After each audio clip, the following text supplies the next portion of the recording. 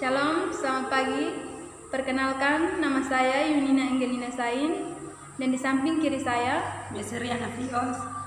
Kami mahasiswa dari Universitas Muhammadiyah Kupang, program studi pendidikan matematika semester 1. Kami mendapat tugas dari dosen pengampu mata kuliah pengantar pendidikan Ibu Siti Mutmainah Yusuf, SPD MPD, dengan kajian materi tentang pendidikan menghadapi abad ke-21.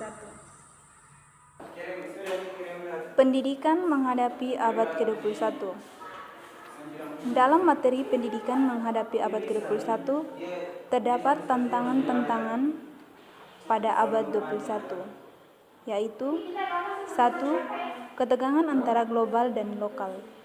2. Ketegangan antara universal dan individual. 3. Ketegangan antara tradisi dan kemodernan. 4. Ketegangan antara pertumbuhan jangka panjang dengan jangka pendek. 5. Ketegangan antara perlunya kompetisi dengan kesamaan kesempatan. 6. Ketegangan antara perluasan pengetahuan dengan kemampuan manusia mencernakannya. Visi dalam menghadapi abad 21. Yang pertama, dari masyarakat lokal menuju pada masyarakat dunia. 2. Dari kohesi sosial menuju partisipasi demokrasi. Ketiga, dari pertumbuhan ekonomi menuju perkembangan manusia. Prinsip-prinsip pendidikan. Dalam prinsip-prinsip pendidikan terdapat 2 bagian, yaitu 1. 4 pilar belajar, yang terbagi menjadi belajar untuk mengetahui, belajar untuk berbuat, belajar untuk hidup bersama, belajar untuk menjadi diri sendiri. Yang kedua, pendidikan seumur hidup adalah kunci yang memberikan jalan bagi perbedaan tradisional antara pendidikan awal dengan pendidikan berkelanjutan. Prinsip-prinsip pendidikan 4 pilar belajar. A. Pengertian pilar pendidikan. Pilar merupakan sebuah penopang atau penyangga dalam sebuah bangunan pilar yang dapat membuat bangunan berdiri tegak dan kokoh. Dan pendidikan adalah usaha sadar dan terencana untuk mewujudkan suasana belajar dan proses pembelajaran agar peserta didik secara aktif mengembangkan potensi dirinya untuk memiliki kekuatan spiritual, keagamaan, pengendalian diri, kepribadian, kecerdasan, akhlak mulia, serta keterampilan yang diperlukan dirinya dan masyarakat.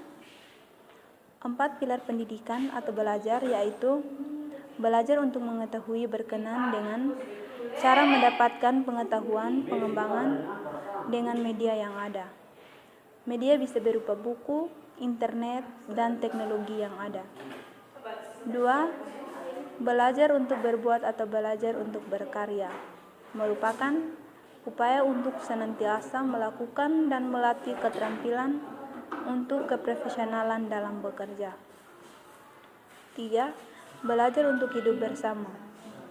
Ini karena masyarakat memiliki latar belakang yang berbeda-beda dalam suku, ras, etnik, pendidikan, dan lain-lain. 4. Belajar untuk menjadi diri sendiri merupakan pribadi yang berkembang secara optimal yang memiliki kesesuaian dan keseimbangan pada kepribadian baik itu moral, intelektual, emosi, spiritual, maupun sosial. Arah perkembangan pendidikan. Pendidikan dasar sampai universitas. Suatu masyarakat yang tepat untuk semua negara meskipun dari berbagai bentuk dan dengan tipe isi pendidikan yang berbeda, seperti pendidikan dasarnya yakni menulis, membaca, berhitung, tetapi juga kemampuan untuk mengekspresikan dirinya dalam suatu bahasa. Pendidikan menengah berhubungan dengan belajar seumur hidup, dan universitas yakni terbuka bagi semuanya untuk memenuhi banyak aspek dari pendidikan seumur hidup dalam arti yang paling luas. 2. Guru-guru dalam upaya mencari cakrawala baru. Guru-guru berkenan pula mewajibkan untuk meningkatkan pengetahuan dan keterampilan. 3. Pilihan-pilihan bagi pendidik. Pemilihan sebuah tipe pendidik berarti pemilihan satu tipe masyarakat. 4. Kerjasama internasional pendidikan.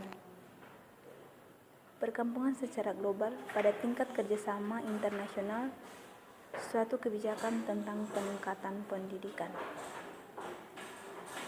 Implikasi bagi pendidikan Indonesia. 1. Landasan paternalistik adalah pendidikan menjadi bahan kerja utama dalam rangka pembangunan Indonesia. 2. Tujuan pengkajian menangkap situasi internasional dan mengkaji prinsip-prinsip pendidikan. 3. Bentuk sifat pengkajian yakni pengkajian kebijaksanaan pendidikan dan pengkajian merupakan upaya pemaduan cita-cita internasional dengan cita-cita dan tradisi nasional. Masa depan dalam menghadapi abad ke-21. Terdapat manfaat, tujuan, dan upaya mengatasi pendidikan masa depan. Yang pertama, manfaat agar mahasiswa dan masyarakat siap dan memiliki gambar pendidikan untuk masa depan dalam menghadapi abad ke-21. Tujuan yang pertama, gambaran masyarakat masa depan abad ke-21. Kedua, menjelaskan upaya pendidikan menghadapi masyarakat masa depan. Upaya mengatasi pendidikan masa depan menghadapi abad ke-21. Yang pertama, perubahan nilai dan sikap. Kedua, pengembangan kebudayaan. Ketiga, pengembangan sarana pendidikan. Yang terakhir, kesimpulan untuk pendidikan menghadapi abad ke-21 yaitu pendidikan masa depan dengan globalisasi, kemajuan iptek, dan kesempatan menerima arus informasi yang padat dan cepat, memerlukan siswa yang mampu menghadapi segala permasalahan serta siap menyesuaikan diri dengan situasi yang baru. Pendidikan berkewajiban mempersiapkan generasi baru yang sanggup menghadapi tantangan zaman baru yang akan datang. Saran, pengembangan pendidikan masa depan abad ke-21 diperlukan. Tuntutan bagi manusia masa depan. Sekian pembahasan materi dari kami, semoga bermanfaat. Terima kasih.